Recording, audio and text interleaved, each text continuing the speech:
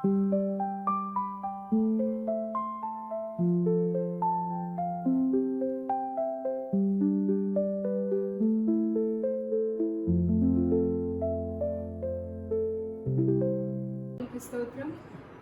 స్తుతులకు పాత్రుడా పాడుకుందాం. స్తుతులకు పాత్రుడా సజీవుడవైన దేవా, స్తుతులకు పాత్రుడా సజీవుడవైన దేవా, స్తుతించి కీర్తించి ఘనపరచెదను, స్తుతించి కీర్తించి ఘనపరచెదను, ఆరాధించి ఆనందింతును,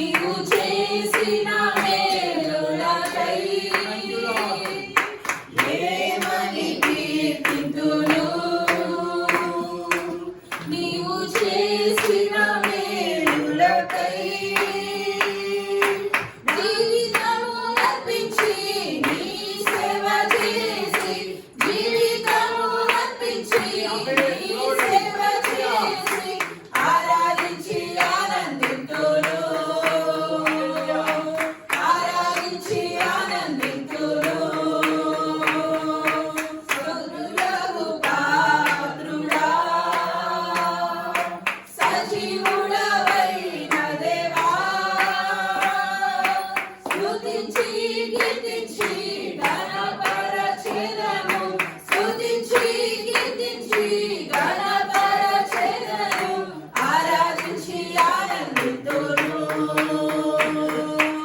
ఆరాధించి ఆనందింతును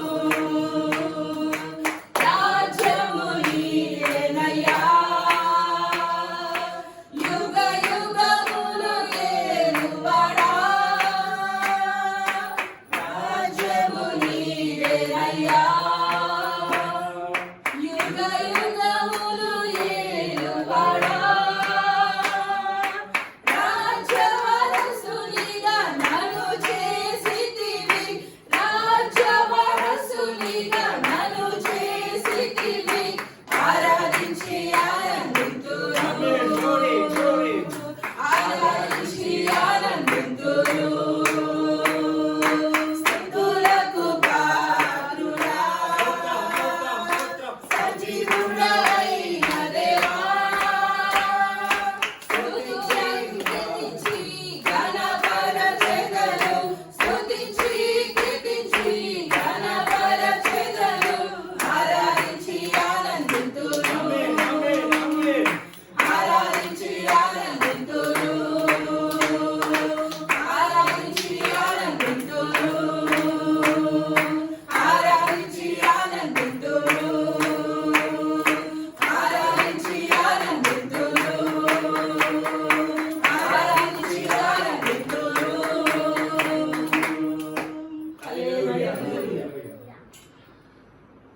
మీ అందరికీ కూడా మరొకసారి వందనాలు తెలియజేసుకుంటామండి. సో మిమ్మల్ని అందరికీ కూడా చూడడం చాలా సంతోషం.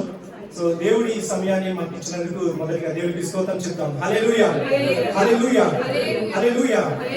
మరి 2026 సంవత్సరంలో జూలై నెలలో 2 వారాలు గడిచిపోయాయి. మరి 3వ వారంలో మనం ఉన్నాం.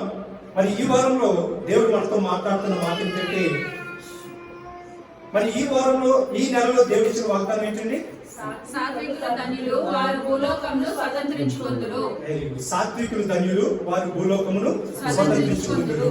అయితే భూలోకమును స్వతంత్రించుకుందురు అనే దానికి మాటకి అర్థం ఏంటంటే, ఈ భూమి మీద ఉన్న ప్రతిదీ కూడా వారు పొందుకుంటారు.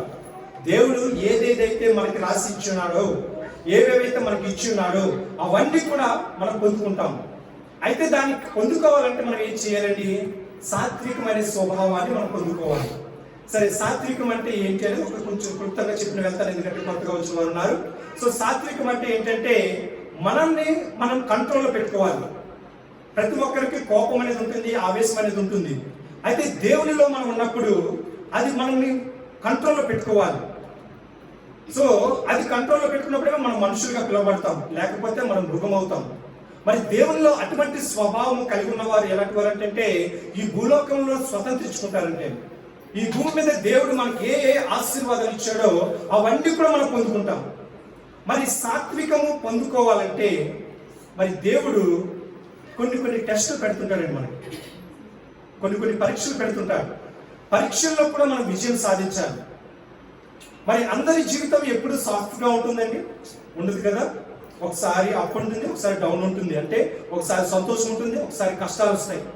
మరి కష్టాల్లో ఉన్నప్పుడు మనం ఎలా ఉండాలి? మరి సంతోషంలో ఉన్నప్పుడు మనం దేవుని స్తుతిస్తాం, మరి కష్టాల్లో ఉన్నప్పుడు కూడా మనం దేవుని స్తుతించాలి. మరి సాత్వికంలో మనం పొందుకోవాలంటే మనం ఏం చేయాలి? మనం గత వారం యేసు ప్రభువు చెప్పిన మాటలు మనం విన్నాం. అంటే స్వభావం ఎలాంటిది, సాత్వికం అంటే ఏంటి అని దాని గురించి కింద వారం యేసు ప్రభువు చెప్పిన మాటలు ఏంటంటే మాటలు, ఎవరైనా సరే నిన్ను కొట్టడానికి వస్తే వారితో గొడవ పడవద్దు, ఒక చెప్ప మీద కొడితే ఇంకొక చెప్ప చూపించమన్నారు. ఒక మైల్ దూరం నిన్ను రమ్మని ఎవరైనా అడిగినప్పుడు నువ్వేం చేయాలి? ఇంకొక 2 మైల్ దూరం నువ్వు వెళ్ళాలి. ఇంకా ఒక వస్త్రము నీ దగ్గర అడిగినప్పుడు నువ్వేం చేయాలి? ఇంకొక వస్త్రాన్ని కూడా నువ్వు ఇవ్వాలి. అలాగా మనం వారి మీద ప్రేమ చూపించినప్పుడు అది ఎవరు చేసిన వారు అవుతాం అంటే దేవునికి చేసిన వారు అవుతాం. దేవునికి స్తోత్రం. హల్లెలూయా హల్లెలూయా. అయితే ఈ రోజున మీతో పంచుకోబోతున్న వాక్యం ఏంటంటే, ఉదాహరణకి నాకు కొంచెం స్ట్రెస్ ఎక్కువ ఉంది, అంటే నేను చాలా కొంచెం టెన్షన్ పడుతూనే ఉన్నాను అనుకోండి. నేను డాక్టర్ దగ్గరికి వెళ్ళాను అనుకోండి, డాక్టర్ నాకు ఒక సలహా ఇస్తాడు. ఏంటంటే యోగా చేయండి, యోగా చేస్తే స్ట్రెస్ తగ్గుతుంది, మనకి ఆ ప్రెషర్ అనేది తగ్గుతుంది అని ఒక సలహా ఇస్తారు. లోకానుసారంగా చూసుకుంటే. అయితే యోగా చేయడం అనేది ఒక విధంగా ఉంటుందండి, అనేక స్టెప్స్ ఉంటాయి, అనేక యోగా ఆసనాలు ఉంటాయి. మరి మనందరికీ తెలుసు, యోగా చేసినప్పుడు ఒకళ్ళేమో కాలు పైకెట్టమంటారు, ఒకళ్ళేమో చేతులు పైకెట్టమంటారు, ఒకళ్ళేమో ముక్కు మూసుకోమంటారు. డిఫరెంట్ ఆసనాలు ఉంటాయి. అలాగే దేవునిలో కూడా సాత్వికమైన స్వభావాన్ని మనం పొందుకోవాలంటే మరి ముఖ్యంగా 4 విషయాలు ఉన్నాయి. ఎన్ని విషయాలండి? 4 విషయాలు. ఆ 4 విషయాలు ప్రతి ఒక్క క్రైస్తవుడి జీవితంలో ఉండాలి. ఎందుకంటే క్రైస్తవ జీవితంలో దేవుడు ఒక్కొక్కసారి మనల్ని పరీక్షిస్తూనే ఉంటాడు. పెద్ద భక్తులే, అబ్రహాంకే దేవుడు పరీక్ష పెట్టాడు, యోబుకే పరీక్ష పెట్టాడు. మరి వాళ్ళు అలా సక్సెస్ అయ్యారు. అలాగే మన జీవితంలో కూడా సక్సెస్, సాత్వికం మనలో ఉన్నప్పుడు మనం ఈ భూమిని స్వతంత్రించుకుంటాం. ఈ భూమి మీద ఉన్న ఆశీర్వాదాలు మనం పొందుకోవాలంటే, మనము మన బిడ్డలము సంతోషంగా ఆనందంగా ఉండాలంటే 4 ముఖ్యమైన విషయాలు ఉన్నాయి. ఆ 4 ముఖ్యమైన విషయాలు మీకు చెప్తాను. ఎప్పుడు కూడా వాటిని మనం మర్చిపోకూడదు. ప్రతి ఒక్కరి జీవితంలో కూడా అది చాలా ఇంపార్టెంట్. ఎందుకంటే ప్రతి ఒక్కరికి కూడా కష్టం అనేది వస్తుంది. నేను మీకు ఒక ప్రామిస్ అనేది ఇవ్వలేను, ఏంటంటే మీకు ఏ కష్టము రాదు, మీ జీవితంలో ఏ బాధ ఉండదు అని నేను చెప్పలేను. ఎందుకంటే ప్రతి ఒక్కరి జీవితంలో కష్టాలనే వస్తాయి, కన్నీరు వస్తుంది. వాటి నుంచి మీకు దేవుడు ఆనందాన్ని ఇస్తాడని ఖచ్చితంగా నేను చెప్పగలను. దేవుడికి స్తోత్రం, హల్లెలూయా. మీ కష్టాల్లో దేవుడు మీకు తోడుంటాడు, మీ కన్నీరుని దేవుడు తీరుస్తాడు అని నేను 100% వాగ్దానం మీకు చెప్పగలను. అయితే ఆ వాగ్దానం, ఆ సంతోషాన్ని మనం పొందుకోవాలంటే 4 విషయాలు మనం కలిగి ఉండాలి. అయితే మొదటి విషయం గురించి మాట్లాడతాను. మొదటి విషయం ఏంటంటే మనం ఎలా ఉండాలంటే ప్రతిదీ కూడా దేవుని చిత్తానుసారంగా జరుగుతుంది అని మనం నమ్మాలి. ఏంటండి? దేవుని చిత్తానుసారంగా ఇది జరుగుతుంది. We have to believe. మనం నమ్మాలి. మన జీవితంలో ఏదొచ్చినా సరే అది దేవుని అనుమతి లేకుండా మన జీవితంలోకి రాదు. మొదటిది ఏం చేయాలండి? దేవుని చిత్త ప్రకారమే ఇది జరుగుతుంది. అది ఎప్పుడైతే నీ జీవితంలో ఉంటుందో నీలో కోపం ఉండదు, క్రోధం ఉండదు, అసూయ ఉండదు, ఏ భయంకరమైన పరిస్థితి నీకు ఉండదు. ఒకవేళ ఉదాహరణకి ఒక చిన్న కష్టం వచ్చింది అనుకోండి, ఆ కష్టంలో మనకి సాధారణంగా మనుషులకు వచ్చేది ఏంటంటే ఆవేశము, కోపము అవి వస్తాయి. ఆ ఆవేశము, కోపం ఎప్పుడైతే మనలో ఉంటుందో మన ఆలోచనలు సరిగ్గా ఉండవు, రాంగ్ డిసిషన్స్ తీసుకుంటాం. అలా కాకుండా మొదటిది ఏం చేయాలంటే ఇది దేవుని చిత్తం లేకుండా నా జీవితంలోకి రాదు, ఇది దేవుని చిత్తం లేకుండా నా జీవితంలో ఆలస్యం అవ్వదు, ఇది దేవుని అనుమతి లేకుండా నా దగ్గరికి రాదు అని ఎప్పుడైతే నువ్వు నమ్ముతావో నీలో కోపం ఉండదు, రోగం ఉండదు, ఎటువంటి పాపము చేయడానికి అవకాశం ఉండదు. మరి ప్రభువైన యేసుక్రీస్తు వారు ఈ భూలోకంలో ఉన్నప్పుడు ఆయన సువార్త నిమిత్తమే ప్రయాణం మొదలుపెట్టినప్పుడు 40 రోజులు రాత్రి పగలు ఉపవాసం ఉన్నారండి. ఎన్ని రోజులండి? 40 రోజులు రాత్రి పగలు ఉపవాసం ఉన్నారు. మరి ఉపవాసం ఉండి తన తండ్రికి ప్రార్థన చేసినప్పుడు నెక్స్ట్ డే ఎవరు వచ్చారండి? సాతాను వచ్చింది. సాతాను వచ్చిన తర్వాత తనకి ఏం పరీక్ష పెట్టిందంటే నువ్వు దేవుడి కుమారుడు అయితే ఇది చెయ్యి అని కొన్ని పరీక్షలు పెట్టింది. రాయిని తీసుకుని రొట్టెని చేయమన్నది, కొండ పర్వతాన్ని తీసుకువెళ్ళి అక్కడి నుంచి దూకేమంది. మరి ఇవన్నీ కూడా యేసు ప్రభువు చేయగలరు, ఆయనకి సాధ్యమే. ఎందుకంటే ఆయన సమస్తము చేయగల దేవుడు. ఆయన కుంటి వారికి చూపించాడు, కూర్చున్న వారికి రక్తస్రావం కలిగిన స్త్రీకి లేపాడు, ఎన్నో అద్భుత కార్యాలు చేశాడు. కానీ సాతాను ఎప్పుడైతే తనని గలిబిలి చేసిందో ఆ క్షణంలో ఆయన కోపపడలేదు. తను చెప్పిన సమాధానం బట్టి మనం తెలుసుకోవాల్సింది ఏంటంటే ఏదైనా సరే మన జీవితంలోకి వచ్చిందంటే మనము ఏం కలిగి ఉండాలండి? సాత్వికం అనేది కలిగి ఉండాలి. యేసు ప్రభువు అదే చెప్పారు. మరి ఆ వాక్యం చూద్దాం. మత్తయి రాసిన సువార్త 4వ అధ్యాయం. మత్తయి రాసిన సువార్త 4వ అధ్యాయంలో మరి సాతాను మొదటికి వచ్చి గలిబిలి చేసినప్పుడు 4వ వచనం చదువుకుందాం. అందుకు ఆయన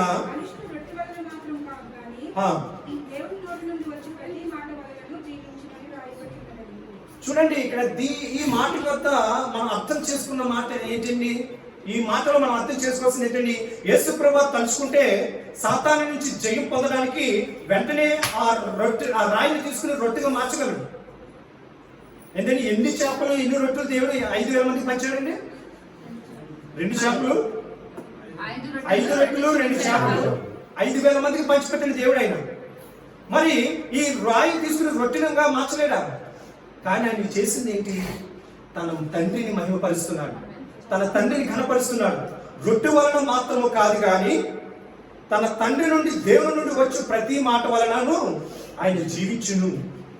కనుక ప్రియమైన సహోదరి సహోదరుడా, మన జీవితంలో ఏది వచ్చినా సరే అది దేవుని చిత్తం లేకుండా రాదు అనే ఒక పాయింట్ నీలో పెట్టుకుని, నా దేవుని చిత్తమే ద్వారా ఇది వచ్చింది, ఇది నాకు మేలు కలగడానికే వచ్చింది అని ఎప్పుడైతే నువ్వు తీర్మానం తీసుకుంటావో నీ ఆలోచన చక్కగా పనిచేస్తుంది, నీ నడవడిక సరిగ్గా ఉంటుంది, నీ చూపు సరైన మార్గంలో వెళ్తుంది, నువ్వు పక్కకు తొలగిపోకుండా సరైన మార్గంలో నువ్వు వెళ్తావు. మరి అబ్రహాము సారా వారి యొక్క జీవితాన్ని మనం చూసినప్పుడు మరి దేవుడు వారిని ఆశీర్వదించాడని మనం తెలుసుకుంటున్నాం. కానీ వారు ఒక తప్పుడు నిర్ణయం తీసుకున్నారు. వారు తప్పుడు నిర్ణయం ఎందుకు తీసుకున్నారంటే అక్కడ దేవుని నామాన్ని అంటే అక్కడ వారు దేవుని మార్గం నుండి దూరంగా తొలగిపోయారు. ఆ సాత్వికం అనేది వారిలో ఉంటే, ఆ ఆలోచన వారిలో సరిగ్గా పనిచేస్తే వారు తప్పుడు మార్గంలో వెళ్ళిపోరు. మరి ఆదికాండం చూద్దాం. ఆదికాండం 12వ అధ్యాయము అక్కడ చూద్దాం. ఆదికాండము 12వ అధ్యాయము 11వ వచనం. అతడు ఐగుప్తులో ప్రవేశించుటకు సమీపించినప్పుడు, చూడండి ఇక్కడ ఏం జరిగిందంటే ఈ 12వ అధ్యాయం 1వ వచనం నుంచి మనం చూసినట్లయితే అబ్రహాముకు దేవుడు వాగ్దానం ఇస్తున్నాడు. నేను నిన్ను ఆశీర్వదిస్తున్నాను, నీ బిడ్డలను నేను ఆశీర్వదిస్తున్నాను, నీవు రాబో తరములన్నిటికీ కూడా తండ్రిగా ఉంటావు, నువ్వు ఎక్కడికి వెళ్ళినా సరే నీకు చక్కగా ఉంటుంది, నీవు బాగుంటావు అని దేవుడు అబ్రహాంను ఆశీర్వదించాడు. మరి మనందరికీ తెలుసు. మరి అబ్రహాంను ఆశీర్వదించిన తర్వాత దేవుడు ఒక పరీక్ష పెట్టాడు. ఏం పెట్టాడండి? ఒక పరీక్ష. మన జీవితంలో కూడా ఉంటుంది. దేవుడు నీతో ఉన్నాడు, దేవుడు నిన్ను ఆశీర్వదిస్తున్నాడు, అలాగని ఎప్పుడు సంతోషం అనేది నీలో ఉండదు. ఒక్కొక్కసారి కష్టాలు పరీక్షలు మనకు వస్తుంటాయి.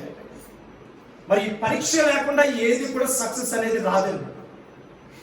మనం రోజు మెడిసిన్స్ తీసుకుంటాం, మందులు తీసుకుంటామండి మనకి ఆరోగ్యం బాగోకపోతే. మరి ఆ మెడిసిన్స్ పరీక్ష లేకుండా వచ్చాయండి, టెస్ట్ చేసి వచ్చాయా? ముందు ల్యాబ్లో టెస్ట్ చేసి అది వర్క్ అవుతుందో లేదో చెక్ చేసుకుని మన దగ్గరికి వస్తాయి.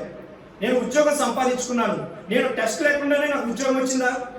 లేదు. నేను ఇంటర్వ్యూకి వెళ్ళి ఇంటర్వ్యూలో పాస్ అయితేనే నాకు ఉద్యోగం వచ్చింది. అలాగే మన జీవితంలో ఏ బ్లెస్సింగ్స్ పొందుకోవాలన్నా సరే మనకి ఏముంటుందండి? ఒక పరీక్ష అనేది ఉంటుంది. మరి ఆ పరీక్షను మనం గెలవాలి. మరి ఇక్కడ దేవుడు అబ్రహాముకు వాగ్దానం ఇచ్చాడు, నేను నిన్ను ఆశీర్వదిస్తాను, నిన్ను దీవిస్తాను, నీ బిడ్డలను దీవిస్తాను. మరి తర్వాత తన జీవితంలో ఏమైందంటే కానాను దేశంలో కరువు వచ్చింది. మరి కరువు వచ్చినప్పుడు తను ఏం చేయాలి? దేవునికి ప్రార్థన చేయాలి, దేవుని వైపు తిరగాలి. ప్రభువా, నాకు నీకు వాగ్దానం ఇచ్చున్నావు, నాకు వాగ్దానం ఇచ్చావు, మరి నన్ను ఈ విధంగా కరువుల ప్రాంతంలో ఉన్నాను నేను, మరి నువ్వే నాకు సహాయం చేయ అని దేవుని దగ్గర ప్రార్థన చేయాలి. కానీ తను తీసుకున్న నిర్ణయం ఏంటంటే తను ఎక్కడికి వెళ్తున్నాడండి? ఐగుప్తు దేశానికి వెళ్తున్నాడు. ఐగుప్తులు అంటే ఎవరండి? దేవునికి వ్యతిరేకతగా ఉన్నవారు, ఫరో రాజు, దేవుని బిడ్డలను హింసించిన వాడు. మరి అక్కడికి వెళ్తుంది సరైన నిర్ణయమా లేకపోతే రాంగ్ డిసిషన్ అంటే? అది చెప్పండి. రాంగ్ డిసిషన్ అది. అందుకే దేవుడి మీద ఆధారపడితే మన ఆలోచనలన్నీ కూడా సరిగ్గా పనిచేస్తాయి, మన మార్గం సరైన మార్గంలో వెళ్తుంది. మరి నువ్వు దేవునిలో నువ్వు ఆధారపడకుండా దేవుడి మీద నువ్వు మార్గంలో వెళ్కుండా ఉంటే నీ ఆలోచనలన్నీ కూడా పాడైపోతాయి. మరి ఇక్కడ అబ్రహాం ఏం చేశాడంటే ఐగుప్తు దేశానికి వెళ్ళినప్పుడు అక్కడ తన భార్యను ఏమంటున్నాడంటే సహోదరిని చేస్తున్నాడు. చూడండి ఎంత దీనస్థితి. ఎందుకంటే ఐగుప్తులో ఉన్న వాళ్ళందరూ కూడా అందంగా ఉంటే తిన భర్తను చంపేస్తారేమో అని. ఇప్పుడు నా భార్య అందంగా ఉంది, నేనేమో విల్లను తనతో పాటు. అక్కడ ఐగుప్తులు చేసే వాళ్ళు ఏంటంటే తిన భార్య అందంగా ఉంది కాబట్టి భర్తను చంపేస్తే తను తీసుకోవచ్చు అనే ఒక ఆలోచన వాళ్ళకు ఉంది. అందుకని అబ్రహాం ఏం చేశాడు? సారాతో మాట్లాడి, మరి నేను వెళ్తున్నాను, నువ్వు అందగత్తి కనుక మరి నీ వల్ల నేను చనిపోతాను, నేను బ్రతకాలంటే నేను ఏం చేయాలంటే సహోదరి అని చెప్పాలి అని చెప్పి తన భార్యను సహోదరిని చేశాడు. చూడండి ఎంత దీన స్థితి. అదే తను అక్కడ వెళ్లకుండా తన కానాను దేశంలోనే ఉండుంటే మరి దేవుడే సహాయం చేసేవాడు. ఎందుకంటే తన వాగ్దానం ఇచ్చున్నాడు, నేను నిన్ను ఆశీర్వదిస్తానండి. మరి ఆ వాగ్దానం ప్రకారం నిలబడి ఉంటే అంత దీనస్థితి వచ్చేది కాదు. ఇంకొక విషయం ఏంటంటే, నీవు తీసుకున్న తప్పుడు నిర్ణయాల ద్వారా నీతో పాటు నీతో ఉన్నవారు కూడా శిక్ష అనుభవిస్తారు. ఇక్కడ ఐగుప్తులు ఏం చేశారు? చివరికి తెలుసుకున్నారు, ఈ సారా అబ్రహాం యొక్క భార్య అని తెలుసుకున్నారు. తెలుసుకున్న తర్వాత వాళ్ళు చేసిన మాట ఏంటి? కింద చదువుకుందాం మనం. 19వ వచనం. ఈమె నా సహోదరిని ఎలా చెప్పింది?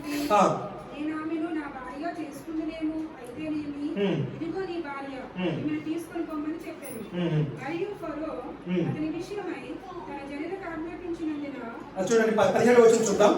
అయితే యెహోవా అబ్రాము భార్య అయిన సారాయిని బట్టి ఫరోను అతని ఇంటి వారిని మహావేదన చేత బాధించెను. నీవు తప్పుడు నిర్ణయం తీసుకుంటే అది నీతో పోదండి, నీ కుటుంబానికి, నీ చుట్టుపక్కల ఉన్న వారందరికీ కూడా అది శిక్ష వేస్తుంది. కనుక మనం ఏది వచ్చినా సరే, మన జీవితంలో ఏది వెంబడించినా సరే, మనం ఏం చేయాలంటే దేవుడికి సమర్పించాలి. దేవా, నాకు ఈ సమస్య ఉంది, ఈ కష్టం ఉంది, నీ చిత్తం లేకుండా ఇది నా జీవితం రాదు, మరి నీ చిత్తానికే ఇది వదిలిపెడుతున్నాను అని చెప్పినప్పుడు నీలో ఒక సాత్వికం అనేది ఏర్పడుతుంది. మైండ్ సరిగ్గా పనిచేస్తుంది. రేపటి రోజున ఒక ఆలోచన చక్కగా నీలో వస్తుంది. మరి ఆ ఆలోచన రావాలంటే ఏం చేయాలంటే దేవునికి మొరపెట్టాలి. రెండవది ఏంటంటే విడువక ప్రార్థన చేయాలి. ఏం చేయాలండి? విడువక ప్రార్థన చేయాలి. మొదటిది ఏంటంటే ఏదైనా సరే దేవుడి చిత్తంలోనే జరుగుతుందని దేవుడి మీద ఆధారపడాలి. రెండవది విడువక ప్రార్థన చేయాలి. మరి అసలు మనం ఎందుకు విడువక ప్రార్థన చేయాలి అనే దాని గురించి మాట్లాడుకున్నప్పుడు మన బిడ్డలు చూద్దాం. వాళ్ళకి ఏదైనా చాక్లెట్ కానీ ఏదైనా అవసరం వచ్చింది. ఒకసారి నీ దగ్గరికి వచ్చి, డాడీ నాకు చాక్లెట్ ఇయ్యి అన్నారు అనుకోండి, వద్దమ్మా చాక్లెట్ తినకూడదు అంటే వాళ్ళు వదిలేస్తారండి. వాళ్ళు ఏం చేస్తారు? పదే మన దగ్గరికి వచ్చి మన దగ్గర అడిగి తీసుకునే వరకు కూడా వారు ఏం చేస్తారండి? పొందుకుంటారు. దాన్ని పొందుకునే వరకు అడుగుతుంటారు. అలాగే మన దేవుడి దగ్గర నుంచి మనం పొందుకోవాలంటే, దేవుడి దగ్గర నుంచి ప్రతిఫలాలు మనం పొందుకోవాలంటే మనం ఏం చేయాలండి? విడువక ప్రార్థన చేయాలి, మరువక ప్రార్థన చేయాలి. మరి యేసు ప్రభువారిని సిలువకి అప్పగింపక మునుపు శిష్యులతో పాటు ఆయన కొండ దగ్గరికి వెళ్ళి ఎన్నిసార్లు ప్రార్థన చేశారండి? ఆయన 3 సార్లు ప్రార్థన చేశారు. శిష్యులు కూడా ప్రార్థన చేయమన్నారు, కానీ శిష్యులు ఏం చేస్తున్నారు? నిద్రపోతున్నారు. మరి యేసు ప్రభువారు అక్కడ ఎందుకు అన్నిసార్లు ప్రార్థన చేశారు? ఎందుకంటే దేవుని చిత్తం ఎదురు జరగబోతుంది. దేవునికి తెలుసు ఆయన సిలువకు అప్పగింపబడిపోతున్నాడు అని, ఆయన శోధనలో వెళ్ళిపోతున్నాడని దేవునికి తెలుసు. ఆ శోధన నుండి తట్టుకోవడానికి, ఆ శోధన నుండి భరించడానికి మనకి ఏం కావాలండి? ప్రార్థన అనే బలం కావాలి. యేసు ప్రభువారు అదే చేశారు. కొండ దగ్గరికి వెళ్ళి, అక్కడ గెత్సేమని కొండ దగ్గరికి వెళ్ళి ప్రార్థన చేస్తూ శిష్యులు కూడా ప్రార్థన చేయమని చెప్తున్నప్పుడు శిష్యులు ఏమో నిద్రపోతున్నారు. మరి మన సమస్యల్లో కూడా మనం విజయం సాధించాలంటే ఏం చేయాలండి? తినేసి నిద్రపోవాలండి? ప్రార్థన చేయాలి, విడువక ప్రార్థన చేయాలి. దేవుడు ఒకసారి మనం ప్రార్థన చేసిన వింటాడు. ఒక్కొక్కసారి మనల్ని పరీక్షిస్తూ ఉంటాడు, మన విశ్వాసాన్ని పరీక్షలు పెడుతుంటాడు. నా బిడ్డ ఎంత విశ్వాసంగా ప్రార్థన చేస్తుంది, నా బిడ్డ ఎంత నా కొరకు ఎదురు చూస్తుంది అనే దాని గురించి ఎదురు చూస్తుంటాడు దేవుడు.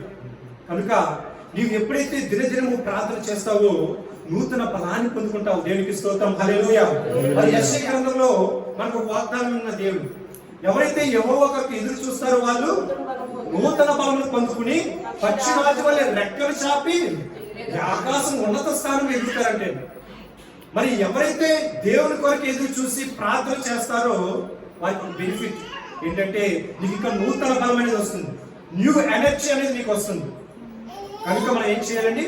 విడువక కంపల్సరిగా ప్రార్థన చేయాలి. అదేవిధంగా ఏదైనా ఒక నిర్ణయం తీసుకునేటప్పుడు ఏంటండి, మనం ఏదైనా ఒక నిర్ణయం తీసుకునేటప్పుడు మనం ఏం చేయాలంటే ప్రార్థన చేయాలి. మనలో ఇది చాలా మంది తప్పు ఉంటుంది. ఏంటంటే ఏదైనా ఒక డిసిషన్ తీసుకోవాలనుకుంటే వెంటనే డిసిషన్ తీసుకుంటారు. కానీ యేసు ప్రభువు చెప్తున్న మాట, ఆయన చూపిన మాదిరి ఏంటంటే రాత్రంతయు ప్రార్థన చేశారంటే, ఆయన రాత్రంతయు ప్రార్థన చేసి ఆయన తన 12 మంది శిష్యులను ఎంచుకున్నారంట. ఆయన డైరెక్ట్గా వెళ్ళి శిష్యుని ఎంచుకోవచ్చు, కానీ ఎందుకు ప్రార్థన చేశారు? సరైన నిర్ణయం కొరకే. నీకు నాకు చెప్తున్న మాట ఏంటంటే, if you take any decision before you should ప్రే. ఆ ప్రార్థన ఎప్పుడైతే నువ్వు చేస్తావో ఆ డిసిషన్ అనేది ఎప్పుడు కూడా సరైనదిగా ఉంటుంది, తప్పుడు మార్గంలో వెళ్ళిపోకూడదు. నువ్వు ఎప్పుడైతే ప్రార్థన చేస్తావో నీ ఆలోచన దేవుడికి సహాయం చేస్తాడు, నువ్వు తీసుకున్న నిర్ణయానికి దేవుడు సహాయం చేస్తాడు. ప్రతి ఒక్కరికి ఏదో ఒక శ్రమ అనేది ఉంటుంది, కష్టం అనేది ఉంటుంది, రోగం అనేది ఉంటుంది, బాధ ఉంటుంది. మరి వాటిలో మనము విజయం సాధించాలంటే మనం ఏం చేయాలంటే ప్రార్థనతో కనిపెట్టాలి, విడువక మరువక ప్రార్థన చేయాలి. మరి లూకా రాసిన సువార్త 6వ అధ్యాయము 12-13 వచనాలు చూసుకున్నట్లయితే యేసు ప్రభు వారు రాత్రంతా ప్రార్థన చేశారంటే ఎవరి కోసం? ఆ దినముల యందు ఆయన ప్రార్థన చేయుటకు కొండకు వెళ్ళి దేవునికి ప్రార్థించుట యందు రాత్రంతా గడిపాను. మరి ఆ రాత్రంతా కూడా ఏం ప్రార్థన చేస్తుంటారు ఆయన? నెక్స్ట్ పేజ్, నెక్స్ట్ తర్వాత వచ్చిన చదువుదాం. ఉదయమైనప్పుడు ఆయన తన శిష్యులను పిలిచి వారిలో 12 మందిని ఏర్పరిచి వారిని అపోస్తులు అని పేరు పెట్టెను. వారిని అపోస్తులు అని పేరు పెట్టబడెను. మరి యేసు ప్రభువు వారు ఆ నిర్ణయం సరైనదిగా తీసుకున్న వారు బట్టే ఈ రోజున ఈ లోకంలో సువార్త అనేది చాలా ప్రచురింపబడుతుంది. మరి ఆయన తీసుకున్న 12 మంది శిష్యులను ఒకవేళ రాంగ్ డిసిషన్ తీసుకుని ఉంటే దేవుని సువార్త మనలో ఇలా ప్రకటింపబడి ఉండేది కాదేమో. ఆయన ఏం చేశాడు? రాత్రంతా కూడా ప్రార్థన చేసి 12 మంది శిష్యులను ఏర్పరచుకున్నాడు. ఆ 12 మంది శిష్యులను తీసుకుని ఎలా చేశాడండి? అపోస్తులను చేస్తున్నారు. మరి ఏ నిర్ణయం మనకి జీవితంలో తీసుకోవాలన్నా, ఒక పెళ్లి విషయంలో కానీ, ఒక ఉద్యోగ నిమిత్తం కానీ, ఒక వ్యాపార నిమిత్తం కానీ, మరి ఏ నిర్ణయం తీసుకోవాలన్నా సరే ప్రార్థన చేసి కనిపెడతాం. ప్రార్థన చేయడం ద్వారా దేవుడు మనకు ఆలోచన ఇస్తాడు. ఆ ఆలోచనలో మనం ఎప్పుడు కూడా తప్పుడు నిర్ణయం తీసుకోవడానికి అవకాశం ఉండదు. దేవుడు మన ముందుకు నడిపిస్తాడు. దేవునికి స్తోత్రం. హల్లెలూయా, హల్లెలూయా. అదేవిధంగా 3వ మాట కూడా చూద్దాం. సమయం అవుతుంది కనుక 3వ మాట కూడా వెళ్దాం. మరి ఎన్ని మాటలు నేర్చుకున్నామండి? 2. మొదటిది ఏంటండి? దేవుని చిత్తానుసారంగానే మన జీవితంలో ఏదైనా వస్తుంది. రెండవది ఏంటంటే ప్రార్థన చేయాలి. విడువక ప్రార్థన చేయాలి. 3వది ఏంటంటే ప్రేమించడము మరియు క్షమించడం. ఏంటండి? ప్రేమించడము మరియు క్షమించడం. మరి ప్రేమించడం అంటే ఎవరండి? లోకాన్ని ప్రేమించమంటారా? లోకస్తుని ప్రేమించాలా? లేదండి. మనకి ఎంత ఉన్నా, ఎంతమంది తోడున్నా మనం మొదటిగా ఎవరిని ప్రేమించాలండి? యేసయ్యని, మన దేవుని మాత్రమే ప్రేమించాలి. దేవునికి స్తోత్రం. హల్లెలూయా, హల్లెలూయా. మన దేవుడి ముందు తర్వాత ఎవరైనా, మన బిడ్డలైనా, మన భర్త అయినా, భార్య అయినా, ఎవరైనా సరే. చాలా మంది చేస్తున్న తప్పు ఏంటంటే మొదట వారు లోకానుసారమైన ఇంపార్టెన్స్ ఇచ్చుకుంటున్నారు, చివరిగా దేవుని పెడుతున్నారు. అందుకే దేవుడు చెప్తున్న మాట ఏంటంటే, నేను తప్ప వేరొక దేవుడు మీకు ఉండకూడదు, నన్ను తప్ప మీరు వేరే వారిని ఆరాధించకూడదు అని దేవుడు వాగ్దానం ఇస్తున్నాడు. కనుక ఏం చేసినా సరే మనం ముందుగా ఎవరిని పెట్టాలండి? దేవుని పెట్టాలి. దేవుడికి మొదటి స్థానం ఇచ్చినప్పుడు తర్వాత నువ్వు ఎవరికి ఇస్తావో వారందరూ కూడా ఆశీర్వదింపబడతారు. మరి ఈ రోజున మనం ఇలాగ ఉన్నామంటే కేవలం ఎవరి కృప అండి? దేవుని యొక్క కృప. మరి మన కొరకు ఎవరైనా రక్తం ఇవ్వగలరండి? ఎవరైనా ప్రాణం ఇవ్వగలరా మన కొరకు? ఒక రోజున హాస్పిటల్కి వెళ్తే 1 లీటర్ బ్లడ్ కావాలంటే మన కుటుంబస్తులు ఎవరైనా ఇవ్వడానికి ముందుకు వస్తారా? ఎవరు రారండి. కానీ ప్రభువైన యేసుక్రీస్తు వారు అది కష్టమైనా సరే, అది బాధ అయినా సరే, తన తండ్రి చిత్తాన్ని నెరవేర్చడానికి అదంతా కూడా ఆయన భరించారు. ఆయన చిత్తం ఏంటండి? నీకు నాకు రక్షణ ఇవ్వడానికి, నీకు నాకు సంతోషం ఇవ్వడానికి, నీకు నాకు ఆనందం ఇవ్వడానికి. మరి ఆ సంతోషాన్ని, ఆ ఆనందాన్ని మనం ఈరోజు పొందుకుంటున్నాం. మరి ఆ పొందుకున్నప్పుడు మనం ఎవరిని మర్చిపోకూడదు? 3వ స్థానాన్ని మర్చిపోకూడదు. మనం ఎవరి ద్వారా ఈరోజు ఏ విధంగా ఉన్నాం? ఒకవేళ నువ్వు చదువుకుని ఉండవచ్చు, లేకపోతే నీకు తెలివి ఉండవచ్చు, నీ దగ్గర డబ్బు ఉండవచ్చు, కానీ అవన్నిటిని కూడా ఇచ్చింది ఎవరు? దేవుడే. మరి దేవుని ముందు పెట్టుకోవాలి, దేవుడిని ప్రేమించాలి. మరి ఒక రోజున ఒక సంఘంలో ఒక యవనస్తురాలు ఉండేది. అంటే యవనస్తురాలు అంటే యూత్ మాట, కాలేజీ చదువుకునే రోజు. ఆ స్త్రీ, ఆ సిస్టర్ ఏం చేసిందంటే ప్రతి ఆదివారం కంపల్సరీ చర్చ్ మానకుండా వస్తూ ఉండేవారు. కానీ 2 నెలల నుంచి ఆ సిస్టర్ రావడం మానేసింది. నేను చాలా ముందు సంతోషించేవారు, ఎందుకంటే పాటలు పాడడంలో కానీ బైబిల్ చదవడంలో కానీ చాలా యాక్టివ్గా ఉండేది. కానీ 2 నెలల నుంచి ఆ సిస్టర్ చర్చ్కి రావడం మానేసింది. అయితే 3వ నెలలోకి వచ్చినప్పుడు ఆ సిస్టర్ వచ్చి ఎదురు కూర్చుని ఉన్నప్పుడు చాలా సంతోషించాం. ఫోన్లే మళ్ళా సిస్టర్ వచ్చారు, సో ఒకవేళ ఏదైనా ఎమర్జెన్సీ పని మీద మరి రాలేకపోండి వచ్చేమనుకుని మేము ప్రార్థన చేస్తున్నాము. వాక్యం చెప్పడానికి సిద్ధపడి వాక్యం చెప్తున్నప్పుడు, వాక్యము వివరణ ఇస్తున్నప్పుడు, కొంచెం రిఫరెన్సెస్ చెప్తున్నప్పుడు అందరూ కూడా బైబిల్ తీస్తే వాక్యం చదువుతారు. మిగతా సమయాల్లో మనందరం వైపు మన పాస్టర్ గారు ఎవరైతే ఉన్నారో మా వైపు చూస్తుంటారు. కానీ సిస్టర్ చేస్తున్న ఒక పని ఏంటంటే బైబిల్ ఇలా తీసుకోవడం, ఇలా హత్తుకోవడం, ఇలా తీసుకోవడం, హత్తుకోవడం, ఇలా చేస్తుంది. అనుకున్నాం ఏంటి ఈ సహోదరి ఇలా చేస్తుంది, దేవుడిని ఇంకా భక్తి పెరిగిందేమో, ఈ 2 నెలలు ఇంకా దేవుడు తను ఇంకా బాగా మాట్లాడాడేమో అని అనుకుని పోలే చాలా సంతోషము. ప్రతి క్షణము కూడా దేవుని వాక్యం జ్ఞానం చేసుకుంటుంది, తన హృదయాల్లో దేవుని తలుచుకుంటుంది అని అనుకుంటూ మేము వాక్యం చెప్పడం జరిగింది. అయితే వాక్యం అయిపోయిన తర్వాత అందరూ పైకి లేస్తాం. అలా లేస్తూ ఉన్నప్పుడు తన బైబిల్లో నుంచి ఒక కిందకి ఫోటో కింద పడ్డది. ఆ ఫోటో ఎవరిదంటే తన బాయ్ ఫ్రెండ్. మరి ఈ సిస్టర్ ప్రతి క్షణం చేసింది ఏంటండి, దేవుని వాక్యాన్ని హత్తుకుందా లేకపోతే తన బాయ్ ఫ్రెండ్ హత్తుకుందండి? తన బాయ్ ఫ్రెండ్ హత్తుకుంది. దేవునికి దూరం అయిపోతుంది. ఎక్కడ పెట్టుకుంది? బైబిల్లో పెట్టుకుంది. మొదటి స్థానం ఎవరికి ఇవ్వాలి? దేవునికి ఇవ్వాలి. దేవుని వాక్యం చదువుకోవాలి, దేవుని వాక్యం ప్రకారం ఉండాలి. కానీ ఈ సహోదరి ఏం చేస్తుంది, దేవునికి ఇవ్వాల్సిన సమయంలోనూ కూడా తన బాయ్ ఫ్రెండ్ని తలుచుకుంటూ, తన బాయ్ ఫ్రెండ్ని చూసుకుంటూ సమయాన్ని గడుపుతుంది. చాలా బాధ అనిపించింది. యవ్వన కాలంలో ఉన్న సహోదరి చేస్తున్న తప్పు ఏంటంటే దేవునికి స్థానం ఇవ్వడం లేదు. దేవా, నా జీవితాన్ని నీకు ఇస్తున్నాను ప్రభా, నీవే నాకు సరిచేయి, నీవే నాకు మంచి భాగస్వామి నీవు తండ్రి, మంచి ఉద్యోగం నీవు తండ్రి అని ఎప్పుడైతే మనం దేవుని మీద ఆధారపడతామో, ఎప్పుడు దేవుని ప్రేమించడం మొదలు పెడతామో దేవుడు నిన్ను ఆశీర్వదిస్తాడు. నా కుమార్తె నన్ను ప్రార్థన చేస్తే నాకు ఇంపార్టెన్స్ ఇస్తుందని తండ్రిగా దేవుడు మనకు ఎంతో ప్రేమనిస్తాడు. మరి మన బిడ్డలు ఉన్నారు, మన బిడ్డలను బయటకు తీసుకెళ్ళినప్పుడు వారు ఎంత చుట్టూ పిల్లలతో ఆడుకున్నా సరే తల్లిదండ్రులు రాగానే ఏం చేస్తారు, వాళ్ళు తల్లి దగ్గరికి వచ్చేస్తారు. మనం అలాగే ఈ లోకంలో ఎన్ని పనులున్నా, ఎన్ని అవసరాలున్నా, ఎన్ని చేతుల పనులు చేస్తున్నా సరే దేవుని సమయంకి వచ్చినప్పుడు మనం ఎలా ఉండాలండి? దేవునికి ఇంపార్టెన్స్ ముందుకు ఇవ్వాలి, దేవుని సన్నిధికి రావాలి, దేవునికి ప్రార్థన చేయాలి, దేవునిలో మనం ఆనందించాలి.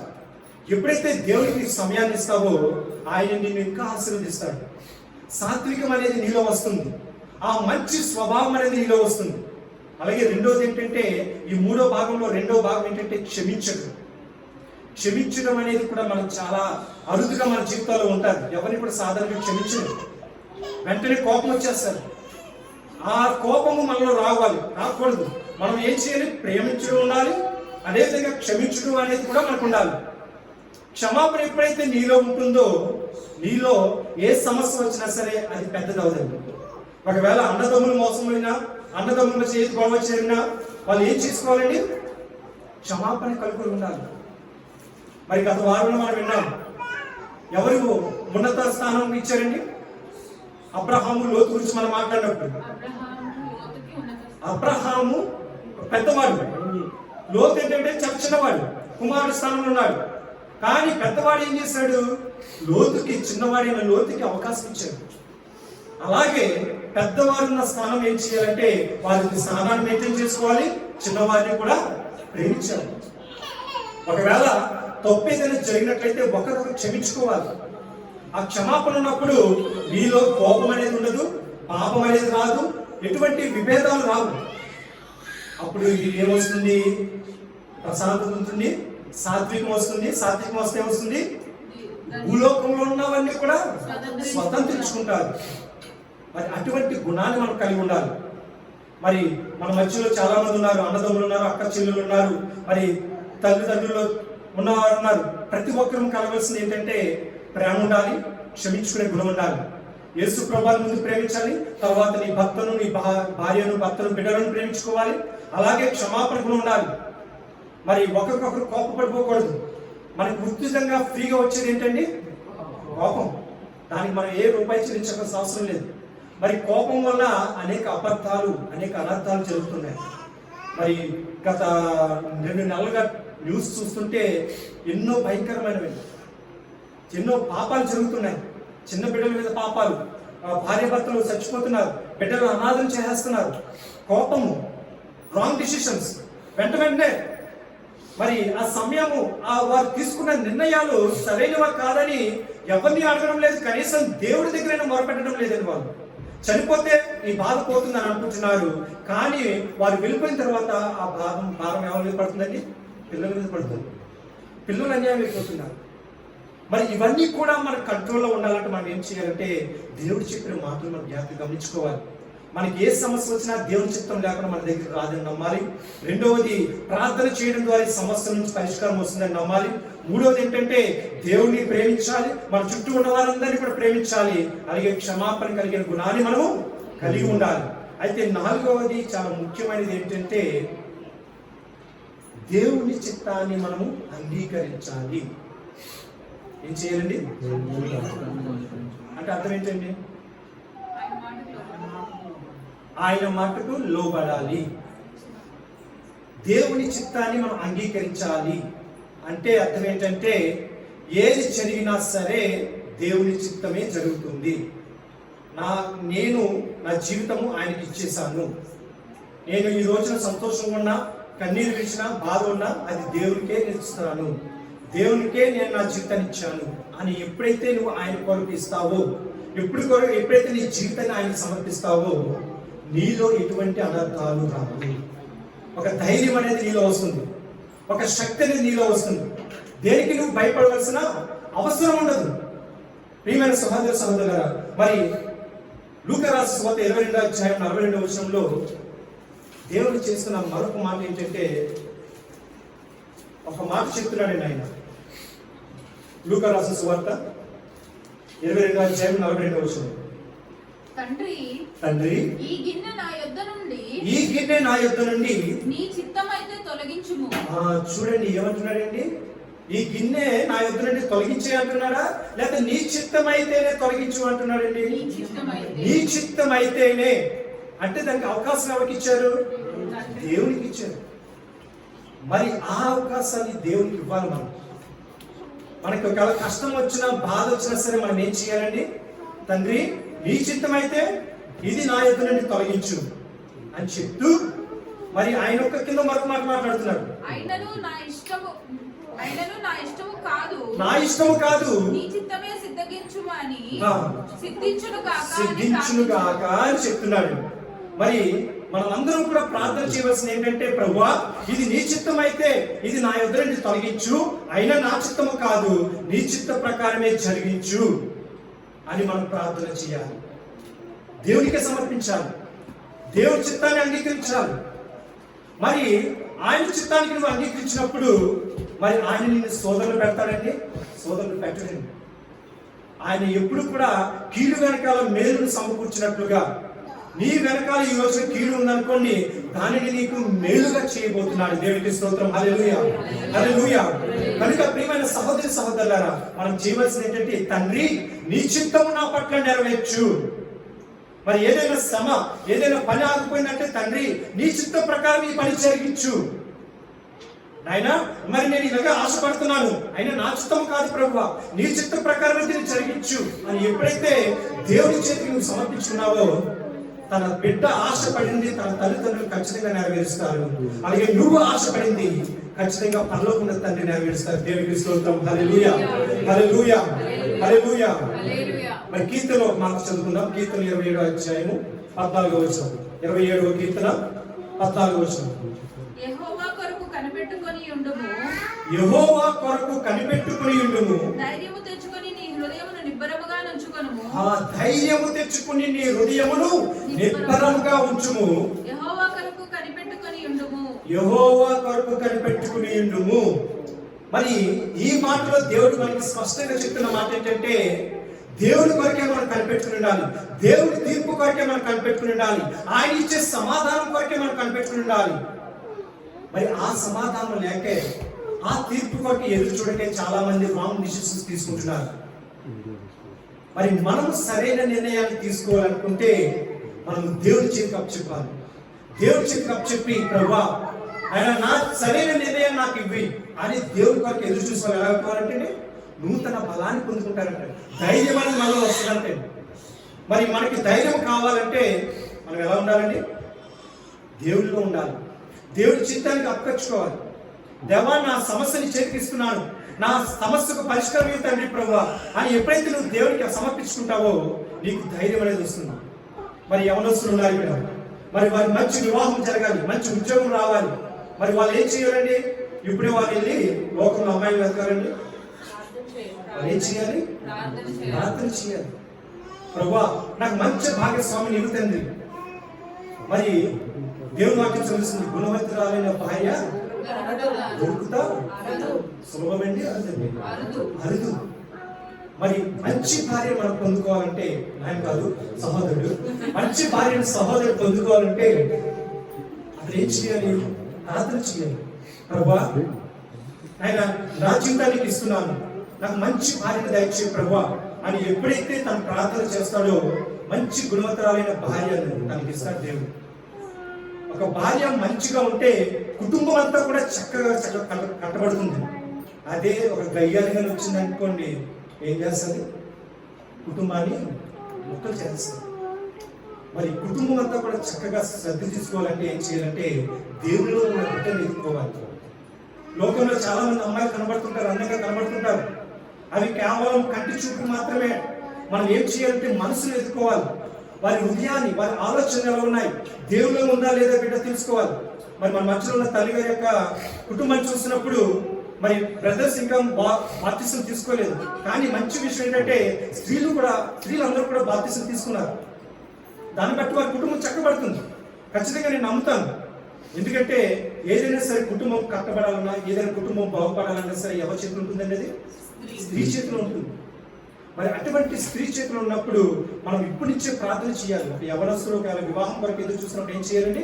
ప్రార్థన చేయాలి. మంచి భార్య నాకు ఇవ్వండి ప్రభువా ఆయన. అలాగే ఒక ఆడపిల్ల భర్త కొరకు ఎదురు చూసినట్లయితే మంచి భర్త నాకు ఇవ్వండి ప్రభువా అని ప్రార్థన చేస్తే దేవుడిని ఎవరైతే కనిపెట్టుకుని ప్రభువా నీ చిత్రంలో నన్ను నెరవేర్చు ప్రభువా అని ఎప్పుడైతే దేవుడి మీద ఆధారపడతారో వారి భవిష్యత్తు ఖచ్చితంగా బాగుంటుంది.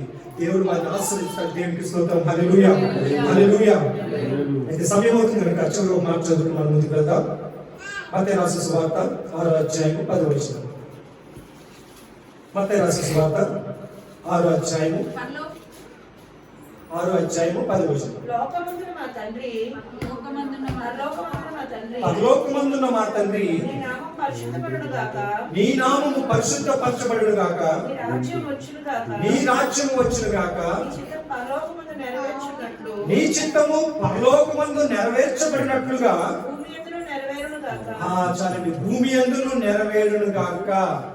మరి మనం ప్రార్థన ఎలా చేయాలండి? రోజు ప్రభువా పరలోకమందు ఆయనే రాజు, ఆయన ఒక్కడే రాజు, ఆయన చిత్తమే పరలోకంలో జరుగుతుంది. ఎంతమంది దేవదూతలు ఉన్నాయి, ఎంత శక్తి కలిగిన మనుషులు ఉన్నా సరే దేవుడిది అధికారం. ఆయన చిత్తం ఎలా పరలోకంలో జరుగుతుందో భూమి యందును కూడా అలాగే జరగాలి ప్రభువా. నా జీవితంలో, నా కుటుంబంలో ప్రభువా నీ చిత్తం ప్రకారం నడిపించు ప్రభువా అని మనము ప్రార్థన చేయాలి. మరి పరలోక ప్రార్థన మనం అందరూ కూడా నేర్చుకోవాలి. పరలోక ప్రార్థనలో మనము దేవుడికి సమర్పించిన వారం అవుతాం, మన జీవితాన్ని దేవుడికి ఇచ్చిన వారం అవుతాం. మరి నా తప్పులు క్షమించు ప్రభువా అని ప్రార్థన చేయాలి. నీ చిత్త ప్రకారం నన్ను నడిపించు ప్రభువా అని ప్రార్థన చేయాలి. ఈ సమస్యలను నాకు విడుదల తెచ్చే ప్రభువా అని, నీ చిత్తంలో ఏ విధంగా అయితే తీర్చబోతున్నావో ప్రభువా అని మనం ప్రార్థన చేయాలి. కనుక 4 విషయాలు చెప్పడం జరిగింది. ఈ 4 విషయాలు ఎప్పుడు కూడా మనం మర్చిపోకూడదు. మొదటిది, దేవుని చిత్తం లేకుండా ఏది మన జీవితంలోకి రాదు అనేది ఎప్పుడైతే నీలో ఉంటుందో ఏ సమస్య వచ్చినా సరే నువ్వు భయపడవలసిన అవసరం ఉండదు. రెండవది, విడువక ప్రార్థన చేయాలి.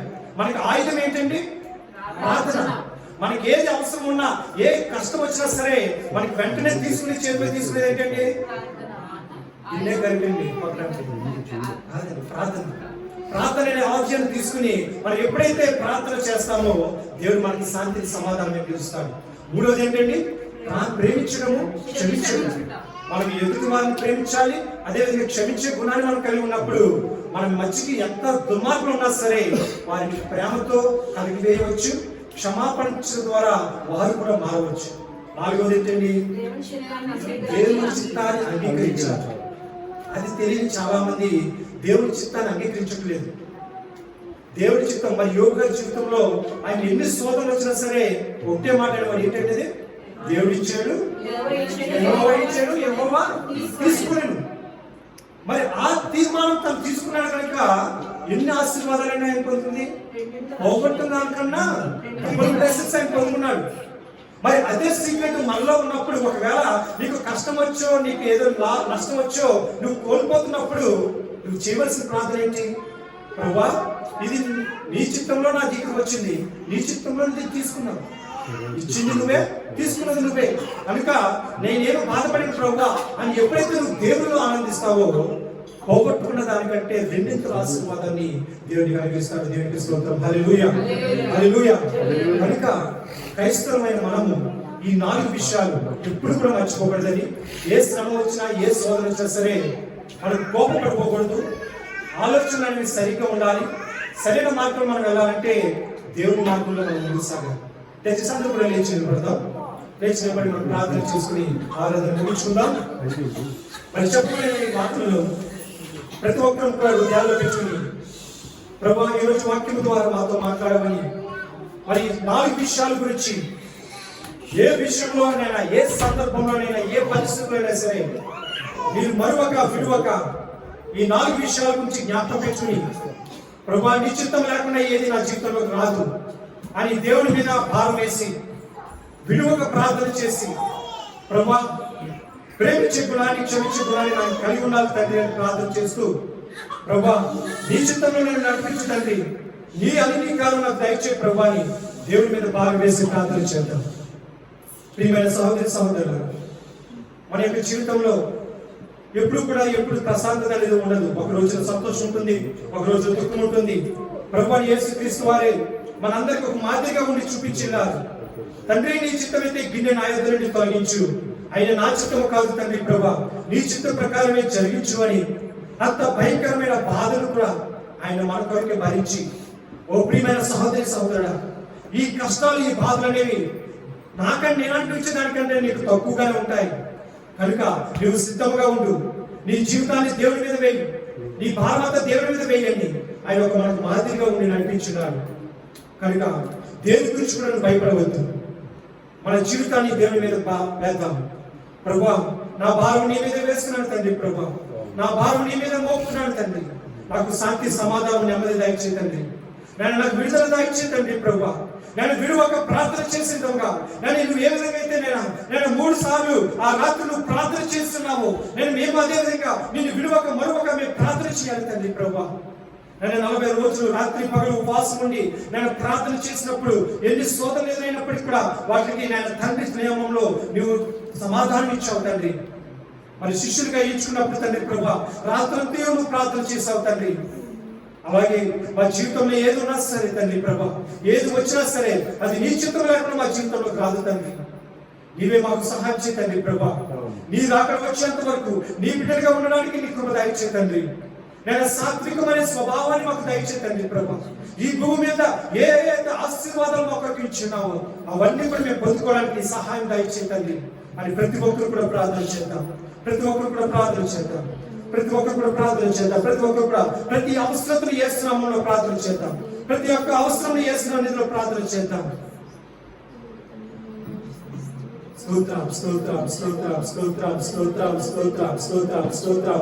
ప్రభువా నీ కృప దయచే తండ్రి, నీ కృప దయచే తండ్రి ప్రభువా, నీ కృప దయచే తండ్రి. మా మీద నేను తండ్రి నీ ప్రేమ మాకు దయచే తండ్రి ప్రభువా. నేను సాత్వికమైన స్వభావాన్ని మాకు దయచే తండ్రి ప్రభువా. నేను తండ్రి ఈ భూమి మీద ఏ ఆశీర్వాదాలైతే మాకు అర్పించినావు తండ్రి, ఆశీర్వాదాలన్నీ కూడా మేము పొందుకోవడానికి సహాయం దయచే తండ్రి. నేను నీ కృప దయచే తండ్రి ప్రభువా. అర్హత లేకున్నా ప్రేమించావు, ఇది కేవలం నీ కృపయే. లేకుండా హెచ్చించావు, ఇది కేవలం నీ కృపయే. అర్హత లేకుండా ప్రేమించావు, ఇది కేవలం నీ కృపయే. యోగ్యత లేకుండా హెచ్చించావు, ఇది కేవలం నీ కృపయే. కృపయే కృపయే నేనేమయ్యున్నానో నీ కృపయే. కృపయే కృపయే నే బ్రతికి ఉన్నానంటే నీ కృపయే. కృపయే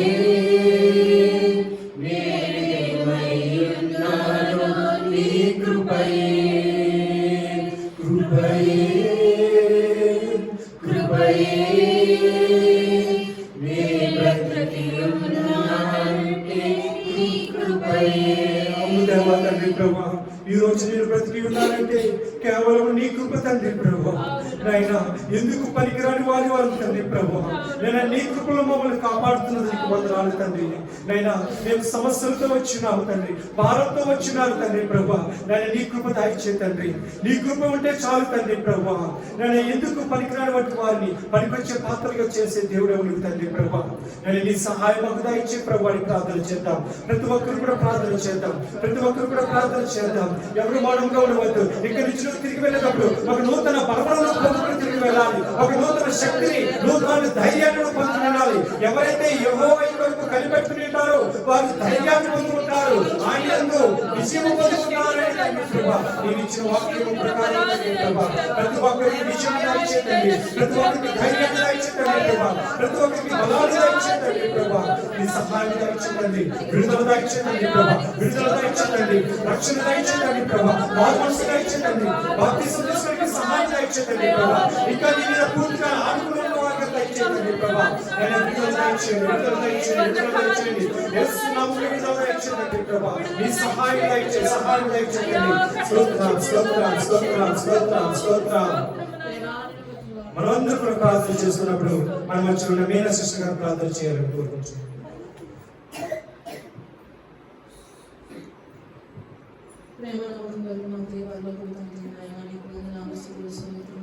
ఆశీర్వాదాలకు కారణులైన దేవానికి వందనాలు స్తోత్రాలు. అయ్యా ఈ ఆరాధనంతలో కూడా తోడుగాని నాయన ఈ వాక్యం ద్వారా సూటిగా మాట్లాడే విధానం బట్టి అయ్యా హృదయంలో ఎన్నో ఆలోచనలు, భయాలు, ఆందోళనలు ఆవరించుకున్నప్పుడు ప్రభా సహాయపడాలి మాట్లాడే విధానం బట్టి వందనాలు నాయన తండ్రి దేవా. అయ్యా బంధకాలను తెంపే దేవుడు నాయన తండ్రి అని బట్టి నీకు వందనాలు. ఈ రోజు వాక్యం ద్వారా సూటిగా 4 విషయాలు మాతో మీరు మాట్లాడారు, అందుని బట్టి నీకు వందనాలు ప్రభా. నీ అనుమతి మా జీవితంలో ఏది నన్ను అడుగు పెట్టదు, చెత్తమే దేవా. ఇది తెలియచెప్పినట్టు విధానం బట్టి నీకు వందనాలు. ఎప్పుడు కూడా నీ చిత్తానికి లోబడి నడుచుకునే వారిగా మమ్మల్ని కూడా అందరికీ కూడా మీరు చేయండి ప్రభా.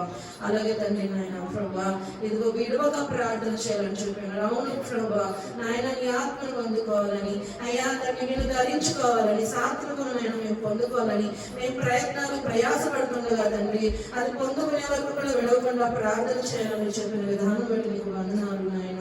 విడవగా ఎడతగక నాయన ప్రార్థనలో నాయన యాకోబు ఎలా అయితే ఆశీర్వదించే వరకు కూడా నేను విడిచిపెట్టలేదో ప్రభా అట్టి ప్రార్థన నాయన మాకు నేర్పండి ప్రభా. పొందుకునే వరకు కూడా నేను విడిచిపెట్టకూడదు నాయన.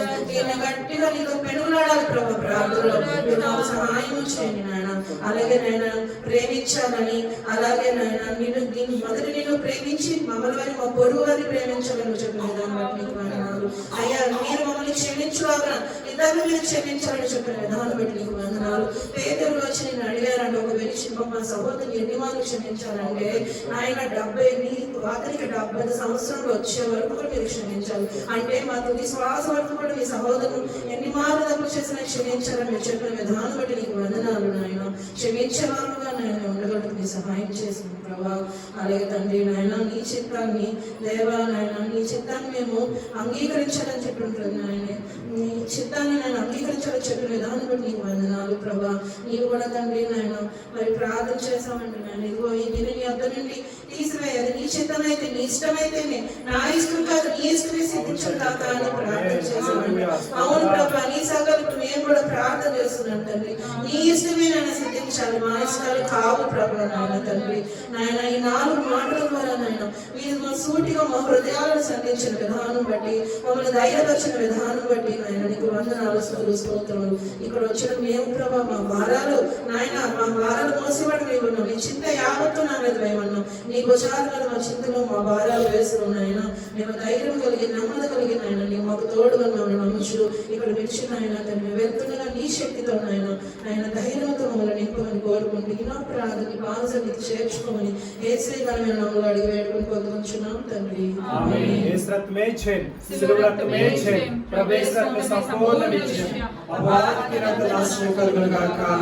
ఆమేన్ ఆమేన్ ఆమేన్। మన పరలోకపు తండ్రి యొక్క ప్రేమయు ప్రభువైన యేసుక్రీస్తు వారి యొక్క కృపయు పరిశుద్ధ అన్యోన్య సహవాసము ఇప్పుడును ఎల్లప్పుడూ ఆయన రాకడ వచ్చేంత వరకు అందరికీ ఇక్కడ కూడి ఉన్న ప్రతి ఒక్కరికి కూడా కృపకాలం సదాకాలం తోడై నడిపించును గాక।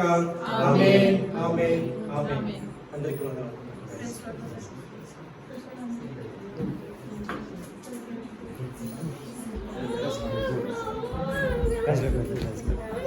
Guys ready, man? Guys ready?